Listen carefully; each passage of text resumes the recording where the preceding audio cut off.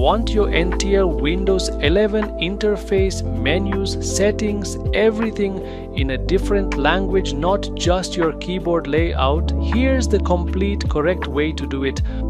Open Settings, Time and Language, then Language and Region, and click Add a Language. Search for the one you want and click it. Follow the install prompts to download that language's full pack, including speech and handwriting components, if offered. Once it's installed, click the three dots next to that language in your list and choose Set as Display Language. This is the key step people often miss, since just adding it isn't enough. Sign out and back in, or restart your PC and your entire interface will now appear in the new language.